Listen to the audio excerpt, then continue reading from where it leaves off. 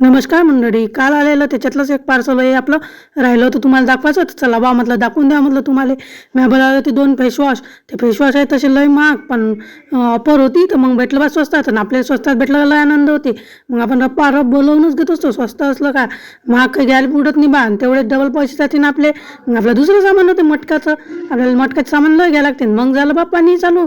काय मग आता उन्हाळा असून मस्त पाण्याचीच मजा घ्यायला लागून.